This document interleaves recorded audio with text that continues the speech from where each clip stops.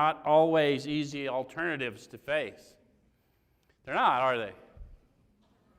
But why not? Happy, joyous, and free, alcoholic death.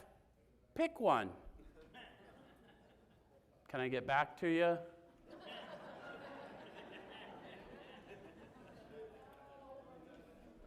Right? So, anyway, there's another book that talks about a scene at a well, and a healer walks up to a guy who'd been laying by the well for years, and he says, "Do you want to get well?"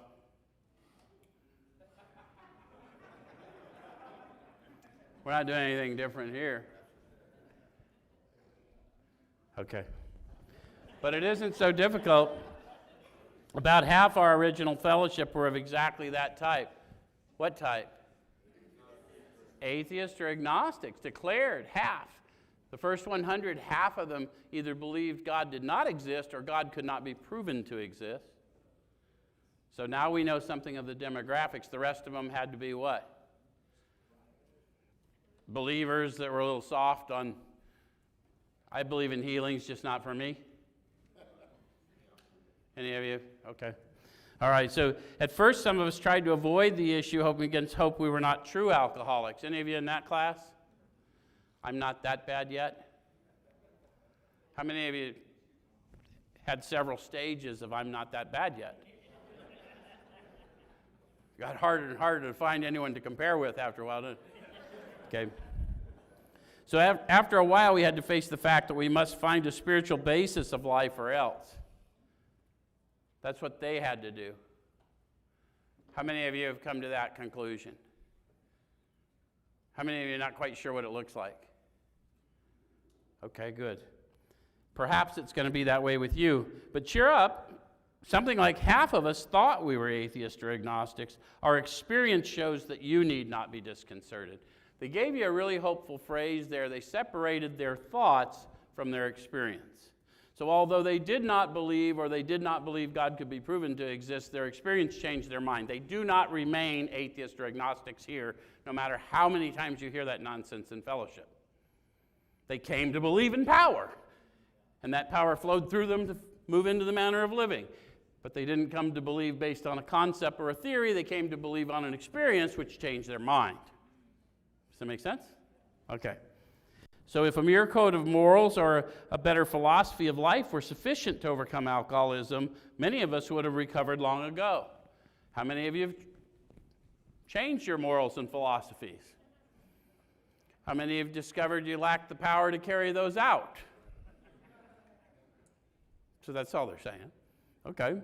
But we found that such codes and philosophies did not save us no matter how much we tried.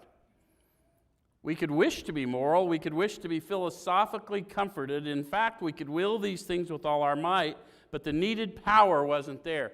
So I've made an admission of powerlessness. The only solution, reasonable solution to an experience, a condition of powerlessness, is power. Not theology, power. Right? Okay. And then they talked to me about the problem they were trying to solve. They had a problem of wishing to be moral, but unable to do so. They had a problem of wishing to be philosophically comforted, but receiving no such comfort. How many of you had disturbing thoughts? How many of you started to have this experience that we call God around here and found that that power can calm your thoughts? You can get philosophically comforted when you're centered. So this is power to philosophically comfort me. It has nothing to do with whether I pick up or not. Not picking up is a byproduct of not being so desperately discomforted or disquieted. Does it make sense? Okay. So our human resources as marshaled by the will were not sufficient. They failed utterly. How many of you had that kind of gradual? Did you have the not sufficient for a while and then it failed utterly, or was it? Okay. Lack of power, that was our dilemma. So you understand the word dilemma? It's being a set of alternatives, neither one of which are attractive. That's a dilemma. I'm not too excited about spiritual life. I have no idea what that looks like. And I'm not winning this battle with alcohol, drugs, whatever. Yeah? So I kind of know what that looks like, but I don't know when it ends. And I have no idea what that looks like, and I don't know how that starts. Okay. We had to find a power by which we could live, and it had to be a power greater than ourselves. They put that in italics for us to consider. This isn't a power to not do or to do. This is a power to live. How many of you declared you wanted to live but had a habit that looked like you didn't want to live? So within you, there is a power that wants you dead, and there is a power that wants to live. And it's all dependent on what you feed, right? So we want, while you're sitting in here tonight, we want to talk to that part in you that wants to live, and that one that wants to die needs to sit over there. Okay? Okay. Obviously, but where and how are we to find this power? So I kind of blew the story because I told you where you're going to find it, but let's see where they found it. Go to page 55 because you never want to leave a group of addicts waiting. They take apart the furniture, all kinds of weird shit. Okay. So page 55, second paragraph. Actually, we were fooling ourselves. Who's we? The first 100. They had been fooling themselves. Let's see what they discovered. For deep down in every man, woman, and child is the fundamental idea of God. So you don't have to believe in anything because they're not talking about your idea of God. They said the fundamental idea of God was within you. Where do your ideas come from? Your ideas come from here, where the main problem centers, correct? So this is not my idea of God. This is God's idea of me. Nothing was ever created without a purpose for which it was created. How many of you have lived a life that felt like it lacked purpose? How many of you have started in this manner of living and found out that even what you thought was a waste has purpose in it? So God had a little idea of salvation in you, and now He's going to give you the power to carry that out. Right? Okay.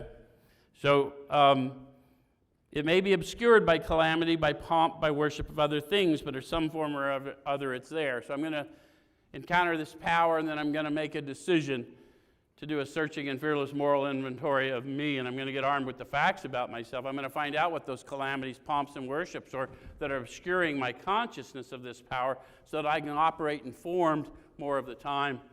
Does that make sense? Okay. So it says sometimes we had to search fearlessly, but He was there. So now it's starting to make sense that the very first step of action is going to be a searching and fearless moral inventory of me, because I need access to power quick. Okay? He was as much a fact as we were. We found the great reality deep down within us. In the last analysis, it's only there that He may be found. It was so with us. So where and how are we going to find the power? Deep down inside. How are we going to find it? And they promise us that later, in the last analysis, when I'm trying to do it on the fly and I'm doing my 10th step, I'm going to search all around here for somebody to solve my problem or quit causing my emotional upset, and I'll realize in the last analysis it's only there that He may be found. The world straightens out when I take ownership of my emotional nature and discipline my thought life. Yes? Okay. So it's all starting to make sense now. The manner of living starting to map out. Cool. Then we'll go back to page 45. Look at here. I got a Sober Motor Company sticker. I haven't had one of these in like 4 years. Jay showed up yesterday and gave me a sticker. Okay. So lack of power, that was our dilemma. We had to find a power by which we could live. It had to be a power greater than ourselves, obviously, but where and how. Now we know where, now we know how, and now they tell us, well, that's exactly what this book is about. So that's why this meeting's done the way it is to show people how to find the experience in the book. You don't have to make it up. You don't have to buy a workbook. It's not a workbook exercise. All you got to do is do what they said. Don't read it, don't quote it, just do what they said. Right? You might want to read it with someone so you'll know how to do what they said. Okay, so that's exactly what this book is about. Its main object is to enable you to find a power greater than yourself, which will solve your problem. Isn't that good news to find out I no longer have to solve my problem? How many of you have tried to solve your problem with the mind that created it? Nobody here solved their alcohol problem with a little methamphetamine solution or...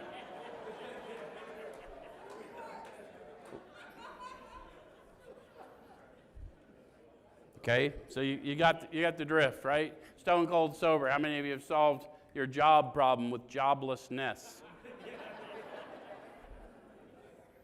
Any of you ever hear a knock in the engine so you turned up the radio?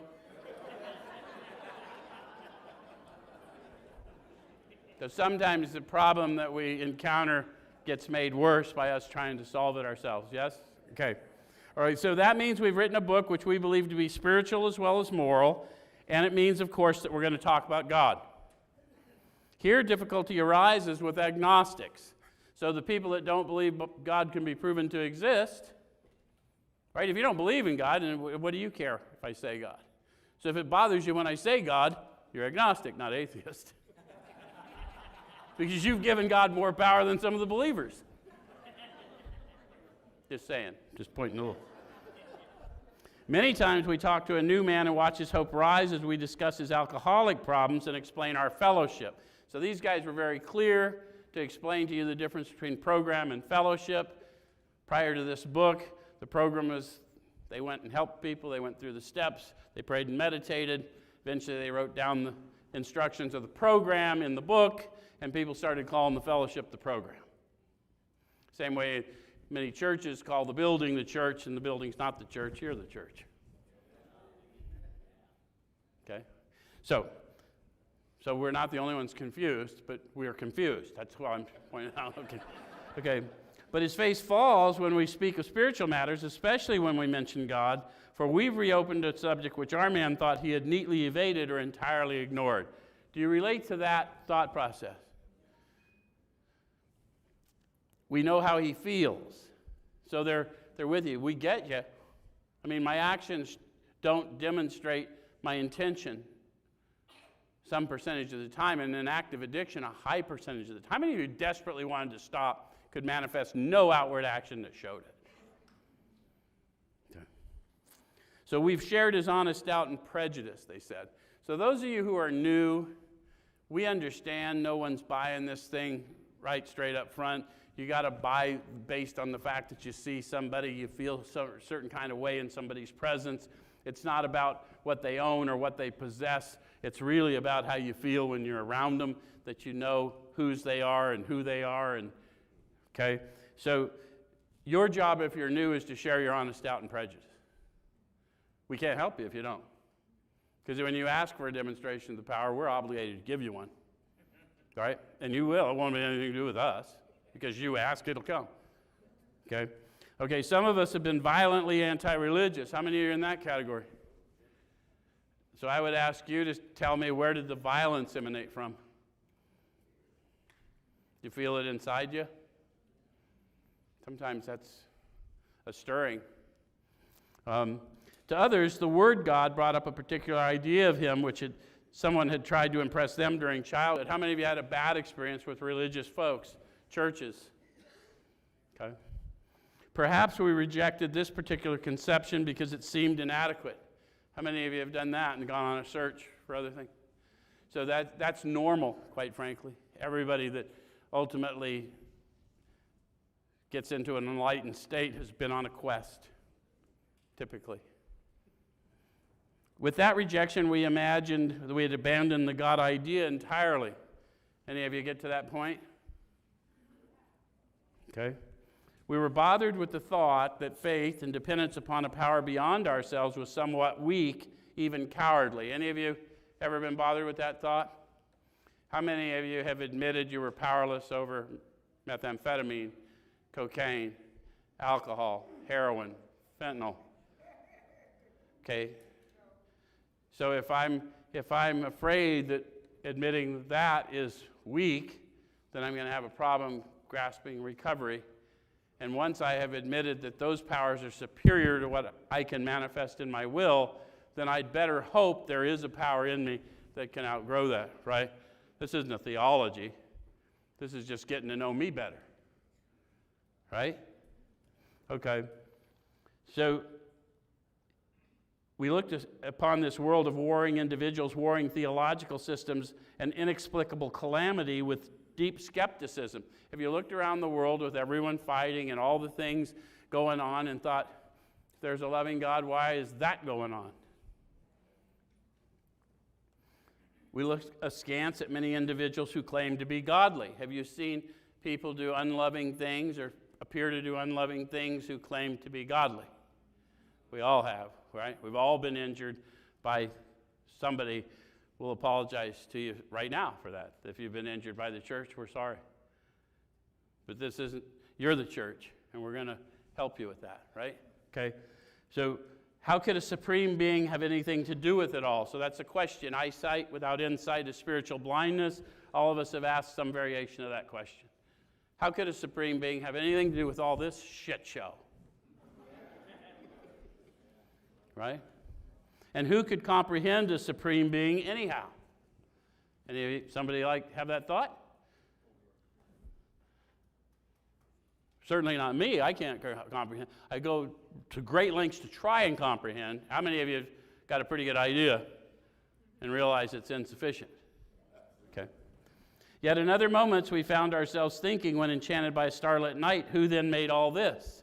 How many of you have had an experience in nature that was so awe-inspiring that it almost felt like an out-of-body experience? They said there was a feeling of awe and wonder, but it was fleeting and soon lost. So have you had such an experience? We got to get to that, because we're trying to comprehend that which can't be comprehended. The whole idea is that we can't comprehend because God is far too large for I would be limiting my experience of God by trying to comprehend the totality of God, but I can experience God and grow in that grace experience and that tangible sort of power to do better, power to live experience, yeah? So they're telling us how that was happening. How many of you have been in a dangerous situation? Car wreck, gunfight, whatever. Did you notice how time seemed to slow down? When that happened, you experienced your consciousness. One of the things we're going to improve. How many of you have been athletic at some point in your life? You ever make the perfect catch, the perfect dive, the perfect throw, the perfect shot, whatever it was? Do you notice how there was really no thought or effort? You'd practiced, you knew what you were going to do. When you saw it, you did what it was, and you knew it. You saw it all the way through.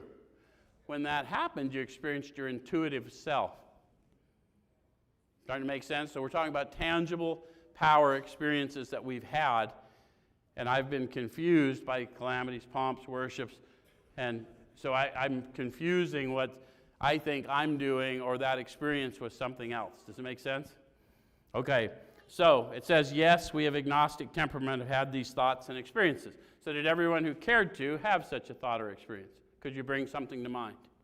Because we can't go forward with you and tell you, then we can start talking about those experiences. Okay, let us make haste to reassure you. We found that as soon as we were able to lay aside prejudice and express even a willingness to believe in a power greater than ourselves, we commenced to get results, even though it was impossible for any of us to fully define or comprehend that power which is God. So they're telling you what I just told you. We're trying to comprehend that which can only be experienced. And it's limiting my experience because my mind's limiting my flow. Make sense? Yeah. Even to the logical mind, that makes sense, right? Okay. So much to our relief, we discovered we did not need to consider another's conception of God. Why not? Because God's not a conception. Right? What do I care what your conception of God is? I never cared what your conception of liquor was. I got my spiritual experience regardless of your opinion. Why do you think they call it spirits? Why do you think I need a spiritual experience to conquer my spiritual problem? Because I require spirits. Doctors say, Joe, you're dependent. I agree with you. Okay.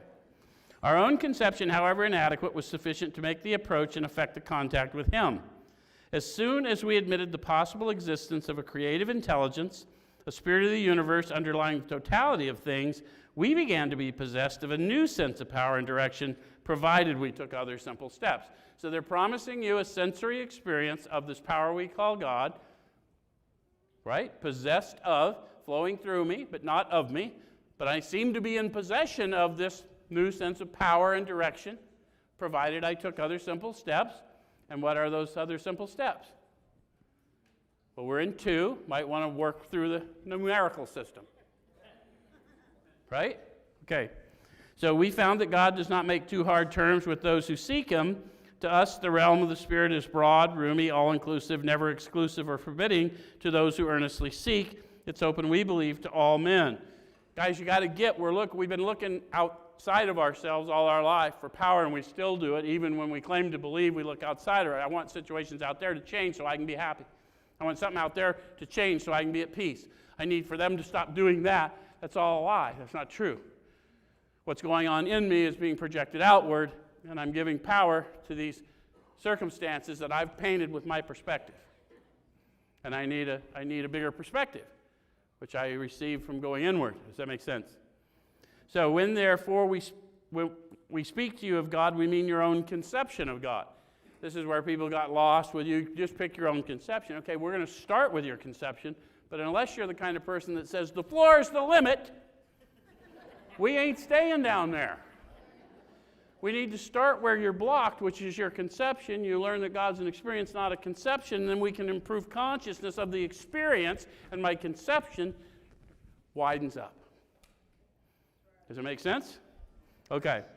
So this applies too to other spiritual expressions which you find in this book. Do not let any prejudice you may have against spiritual terms deter you from honestly asking yourself what they mean to you.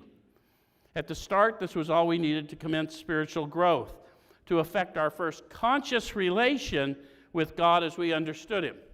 So over the years, people have said this is a God of my understanding. That's a deception. That's not what they ever say in here. They said I'm going to improve a conscious relation, an awareness of being aware of this power experience in my life, and my understanding is informed by that, a conscious relation with God as I understood him. I already understand God to be an experience, not a concept, not a theology, but a power experience, a sensory power, a tangible power that has redirected my life. I understand that by this point. And I'm not we. So I had to do what they did before I could, by a vision, see to it that your relationship is right. Right?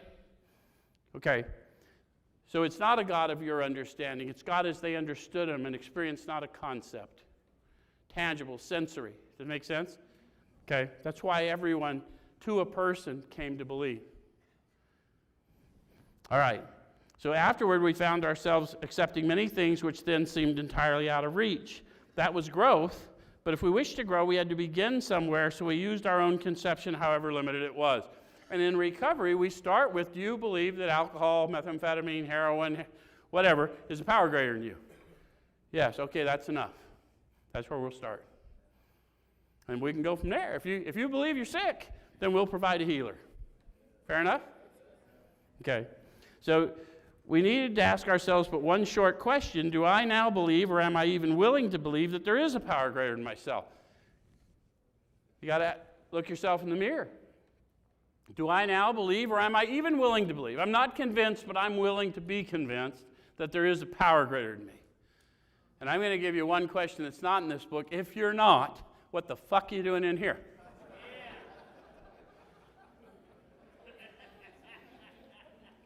Because if you don't think methamphetamine, heroin, cocaine, alcohol is a power greater than you, then you are wasting valuable high time in here trying to fit in.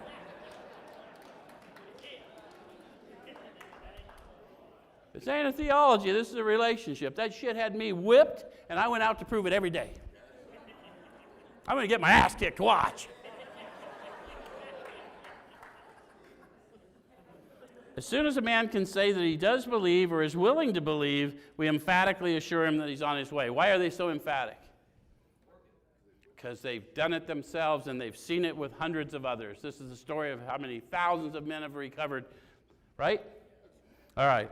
So it's been repeatedly proven among us that upon this simple cornerstone, a wonderfully effective spiritual structure can be built. What cornerstone? That cornerstone of willingness, and that willingness is power. It's divine power. Don't tell people they lack willingness, introduce them to power. It's the truth. None of us had willingness. We didn't get here on a winning streak. I didn't come here to show you what was up. I thought I did until someone told me I didn't know. I walked into a meeting, this biker, I'm just pontificating on the complexities of determining God's will. Dude looks at me and he goes, man, you under the impression we were waiting for you to get here? But anyway, I digress. So that was great news to us, for we assumed that we could not make use of spiritual principles unless we accepted many things on faith which seemed difficult to believe. How many are in that category? Thought like you had to take the whole cow instead of a glass of milk. Like, yeah, I'm not sold out. What Bill told you in his story, to Christ I conceded the certainty of a great man, not too closely followed by those who claimed it. That's where Bill started, and we're all sitting here because of what Bill did, to some degree, what God did through Bill, right? Okay.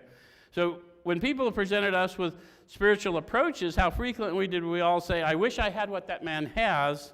I'm sure it would work if I could only believe as he believes. Have you ever had that experience?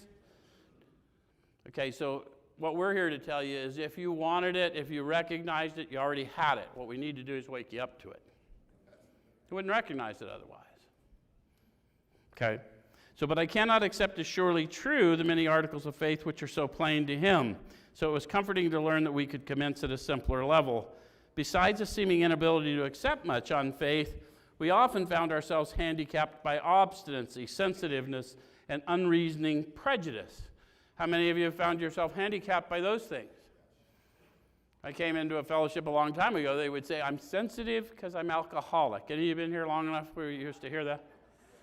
We're not sensitive because we're alcoholic, but because we are alcoholic, if we are, our sensitivity is killing us, which is why I would want to improve consciousness of a power to live so that I can quit being so offended by what's going on in the world. Does it make sense? Okay, many of us have been so touchy that even a casual reference to spiritual things made us bristle with antagonism. How many of you just couldn't receive any information because your prejudice was so...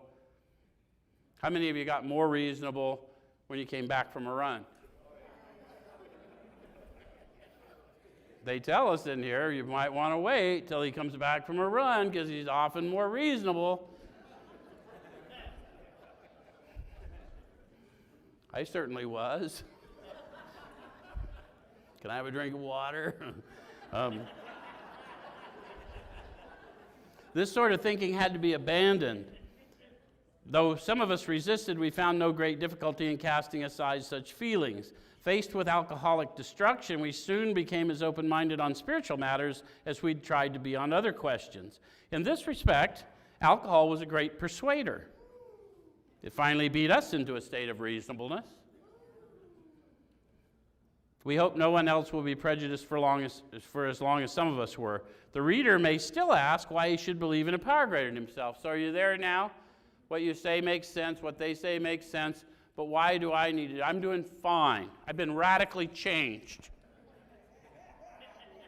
I'm talking now to my religious friends, not my recovery friends who don't want anyone to be religious, but my religious friends that are still feeling a lack of zeal in their life, not feeling the purpose for which they were created. But I was radically changed. I don't pick up no matter what. I've never been so goddamn happy. So if that's you, I'm talking to you. And if you never met him, you are him. Just know that. We all that guy too sometimes. Okay. So let's have we think there are good reasons. Let's have a look at them. The practical individual today is a stickler for facts and results. Show me, don't tell me. Yep. They're laying out the case. You got to understand this guy was a stock analyst. So what he did is he traveled around the country, he investigated companies, then he came back and sold investments based on the case he laid out for why that was a sound investment. And so he wants you to buy in. It's more logical to believe in God than not to believe based on our experience. Let me lay out the case for you. That's why we don't change the book and make people write in scripts and all that bullshit, because the guy laid out the perfect case why it's more logical to believe than not to believe, coming from a guy who declared himself an atheist.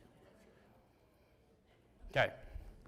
Nevertheless, the 20th century readily accepts theories of all kinds, provided they're firmly grounded in fact.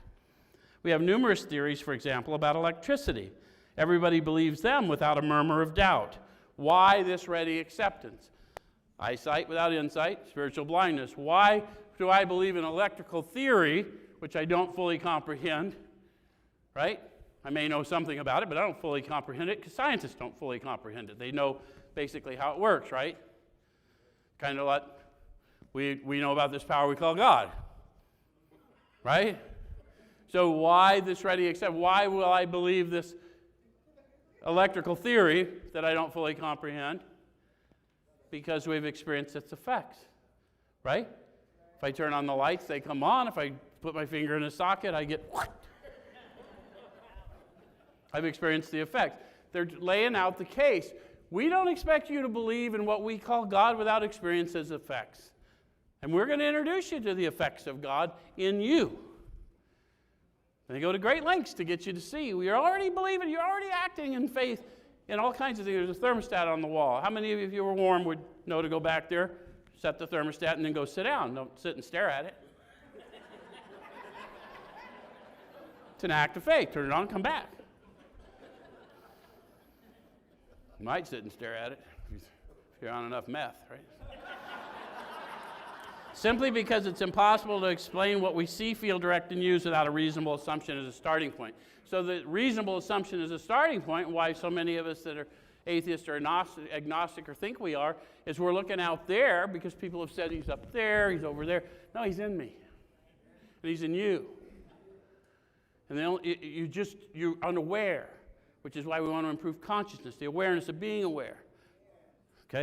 Okay, so everybody nowadays believes in scores of assumptions for which there's good evidence but no perfect visual proof, and does not science demonstrate that visual proof is the weakest proof? It's being constantly revealed as mankind studies the material world that outward appearances are not inward reality at all. To illustrate, the prosaic steel girder is a mass of electrons whirling around each other at incredible speed. These tiny bodies are governed by precise laws, and these laws hold true throughout the material world. Science tells us so. Do you agree with that? So there's all these electrons whirling around at incredible speed. They're talking about a not unimaginative, a girder in a building, but if I looked up and saw a light body rather than a structure, it might give me pause. And what I like to point out to people when you're sitting, we're part of that material world too, right? So if that's true, then you at the cellular level are also a mass of tiny electrons whirling around at incredible speed. But you've given that mass of electrons a personality and a persona. Yes? You've given it a reality, right? So we also have the power to create. That's why anyway. When, however, the perfectly logical assumption is suggested that underneath the material world and life as we see it, there is an all-powerful guiding creative intelligence, right there our perverse streak comes to the surface, and we laboriously set out to convince ourselves it isn't so. Any of you get caught up in some doctrine or some dogma and then just threw the whole thing away because of an experience? Any of you have a religious experience or a recovery experience? How many of you came to a recovery room and found that people weren't as loving as you were told they would be?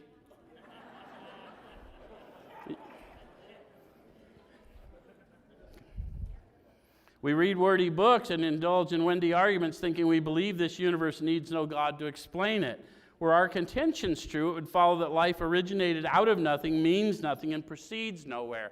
I've talked to I don't know how many, lots and lots of people. They're bothered by that description, but how many of you, when you read that, would have to admit your life in active addiction looked like that's what you believe? Any of you have just been in a deplorable state? Yeah, okay.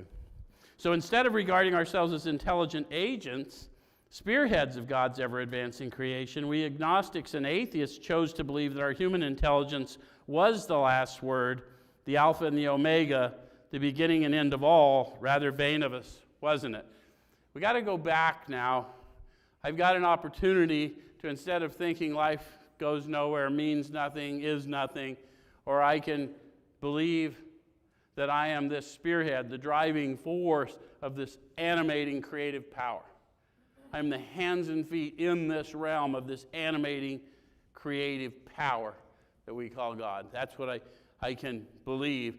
And then they question me that I'm the Alpha and the Omega instead of this power from a biblical reference.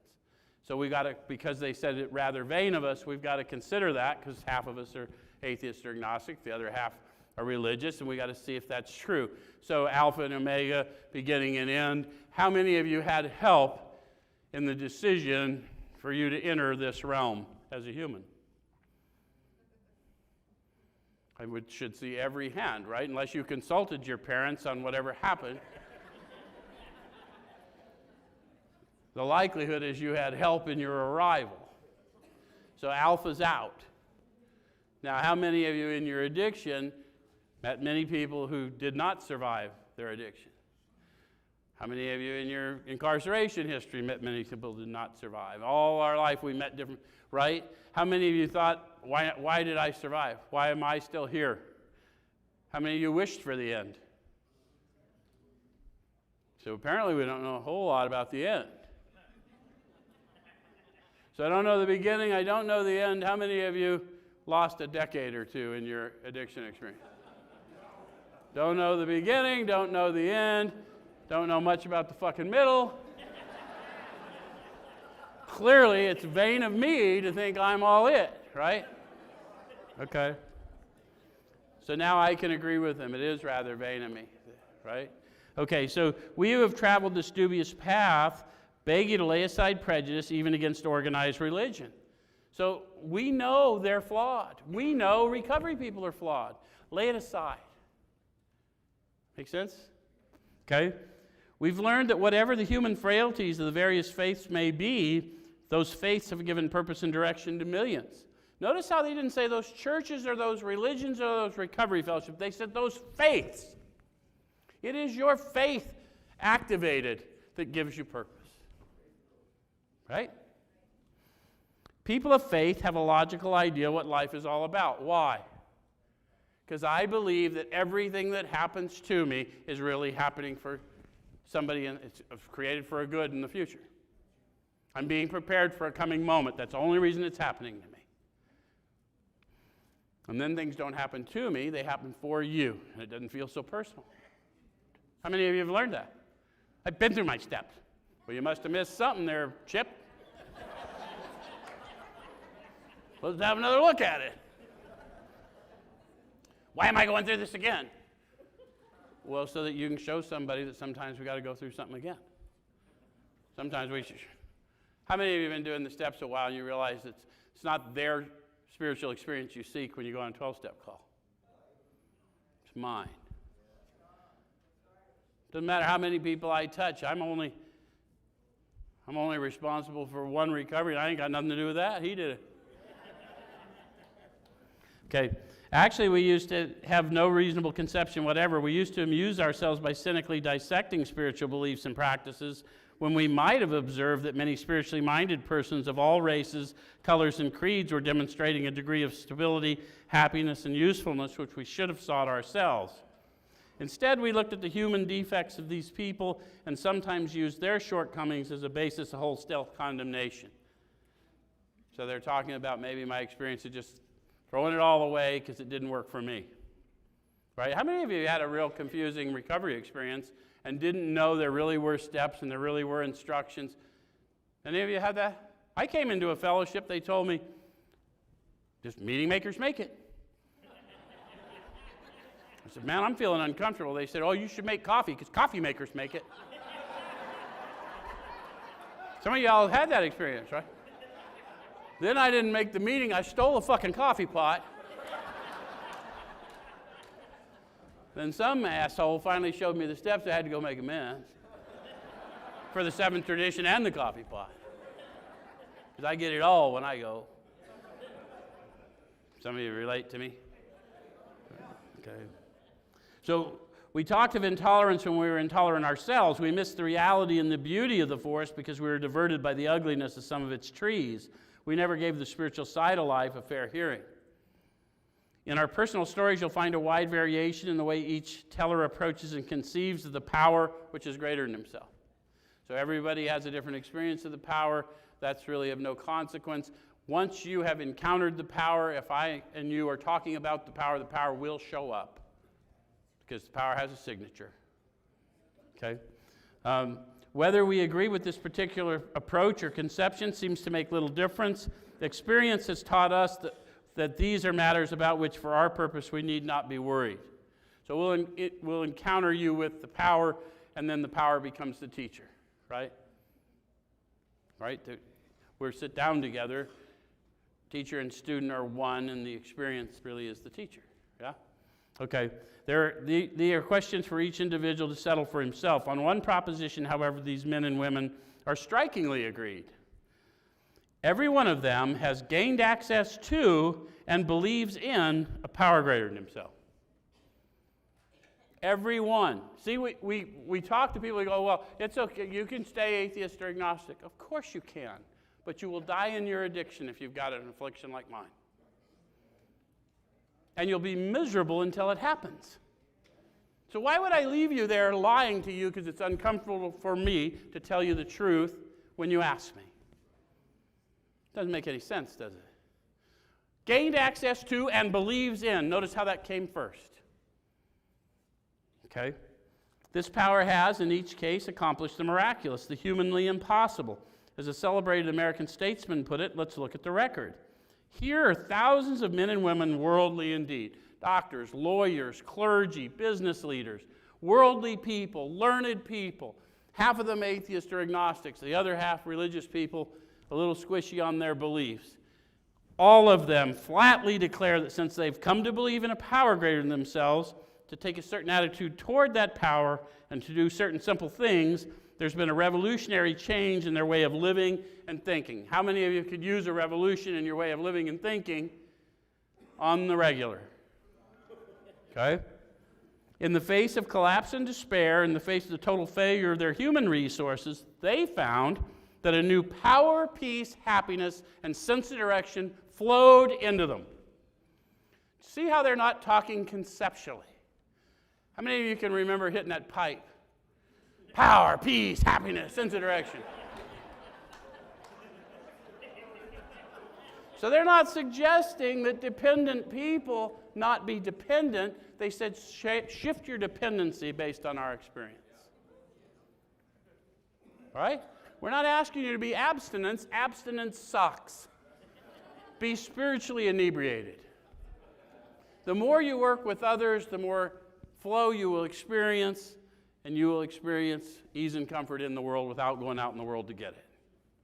That's what they learned. Okay? So this happened soon after they wholeheartedly met a few simple requirements. What requirements?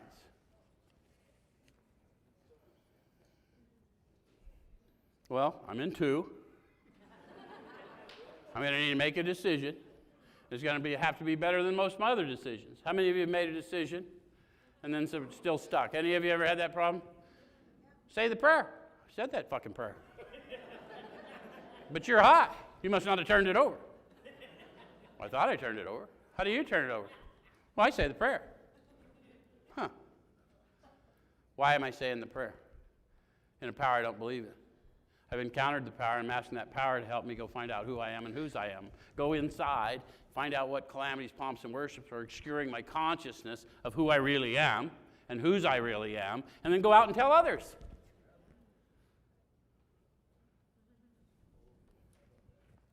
Once confused and baffled by the seeming futility of existence, they show the underlying reasons why they're making heavy going of life. Leaving aside the drink question, they tell why living was so unsatisfactory. So we're going to get away from, how many of you used and drank and then you stopped because you thought you had a drug or alcohol problem and you had some period of abstinence and then you started again? So there was a little deeper problem or that wouldn't have happened, correct? Okay? So they show how the change came over them when many hundreds of people are able to say that the consciousness of the presence of God is today the most important fact of their lives. They present a powerful reason why one should have faith. We don't spend the time at recovery podiums declaring the power of God. These guys, the whole bunch of them, to a person, flatly declare that since I came to believe in a power greater than myself, to take a certain attitude toward that power is my source of inspiration. It is my power, my peace, my happiness, my sense of direction. That power I'm dependent on, just as I was the dope. And my requirement is to serve others instead of just serve me. And as I do that, I get a flow of the Spirit. And that's why I have consciousness of presence. Why did Bill describe Ebby so weird when he came in the door? He stood there, fresh-skinned and glowing. Because it's fucking weird, dude. It's like, wow, this is different. What's up? Where'd you get that shit you on now? Okay. So I'm going to jump over to another story because I'm going to run out of time. I'm going to go to page 56 of the book. They're going to talk about Fitz, who was one of the early AAs. He was a minister's son. He was whatever, but one of the early ones they talked to. And he's going to talk about his story and his experience, and then we'll be done. So our friend, top of 56, our friend was a minister's son. He attended church school where he became rebellious at what he thought an overdose of religious education. Any of you get raised in that way, where you thought you got an overdose of religious education? Okay. For years thereafter, he was dogged by trouble and frustration, business failure, insanity, fatal illness, suicide. These calamities in his immediate family embittered and depressed him. So he didn't get a good start at life. Many of us didn't get a good start. There was all insanity and all these things around us, and it just felt like the world was picking on us, yeah? Those are the calamities, pomps, and worships he's starting to identify. Post-war disillusionment, ever more serious alcoholism, impending mental and physical collapse brought him to a point of self-destruction. So he was drinking himself to death, but that wasn't quick enough, and he was starting to think about just ending it. Any of you get to that point? All of us, if we're honest, probably had those thoughts at some point. So one night when confined in a hospital, he was approached by an alcoholic who had known a spiritual experience. They always qualify that when they meet an alcoholic, they have known a spiritual experience. Otherwise, they're just a hard drinker or they don't talk about when they define an alcoholic. When I became alcoholic, crushed by a self-imposed crisis I could not postpone or evade, I had to fearlessly face the proposition that God's everything or he's nothing. So I'm not an alcoholic in any meaningful way until I'm standing here before you boldly declaring the power of God why I'm here, right? So religious people say, I don't want to say that. Well, it's not a present condition. It's no different than Levi becomes Matthew and he says, I'm an apostle of Christ and a tax collector. Because you can show the miracle of redemption. We do the same thing when we witness as an alcoholic or a drug addict. Right? Because a drug addict doesn't belong here. He belongs just down the street. I can show you if you don't believe me. So our friend Scourge, as he rose as he when confined in a hospital, spiritual experience. Our friend Scourge rose when he bitterly cried out, if there is a God, he certainly hasn't done anything for me. So he's talking to the guy who approached. This is the importance of being honest with him. This guy lashed out at the guy who came to say, God sent me to you.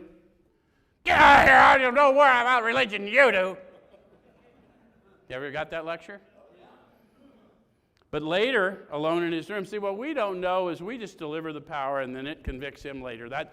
We're messengers, man. Paul used to say, you're the mailman. Just deliver that son of a bitch and go. Don't stay and see if they're happy with what they read. But later, alone in his room, he asked himself this question: is it possible that all the religious people I've known are wrong? So he's like, wow, I had respect for my family members, yeah, and there was all this stuff, but he's starting to go down that thought. While pondering the answer, he felt as though he lived in hell. How many of you have had that experience? Where all of a sudden you just started to have conviction happening within you. Then like a thunderbolt, a great thought came. It crowded out all else. Who are you to say there is no God? Now that may mean nothing to you if you don't really have any church background. But if you have a distinct church background and that thought comes and crowds out all else, that's going to be disturbing. Anyone know what I'm talking about? Where's my religious people? You ever get really shouted at in the head? It happens, right? So what would you do when that happened? He's going to tell us what he did. This man recounts that he tumbled out of bed to his knees. Wow.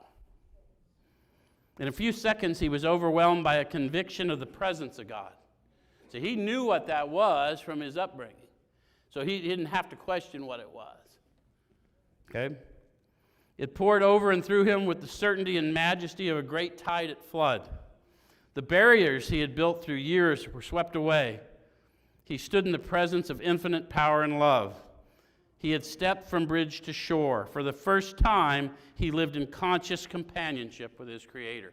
He was struck when he questioned, he got the answer, and when he submitted, he was overwhelmed by the presence. And when that happened, his eyes opened, his mind opened, and all of a sudden he could see. The blind see, the lame walk, the captives are set free. That's what the promise is, yeah? Okay. Thus was our friend's cornerstone fixed in place. No later vicissitude has shaken it. That wouldn't mean anything because most of us can't even say vicissitude, much less figure out what. But what they're talking about is this cat went to World War I, had that profound experience of coming back, trying to drink himself to death, this overwhelming experience, then went back to the Second World War.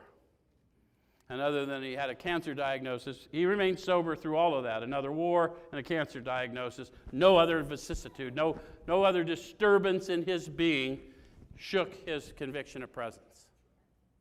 It's a pretty powerful story, right? His alcoholic problem was taken away that very night years ago. It disappeared. Save for a few brief moments of temptation, the thought of a drink has never returned. And at such times, a great revulsion has come up in him. Seemingly, he could not drink even if he would. God has restored his sanity.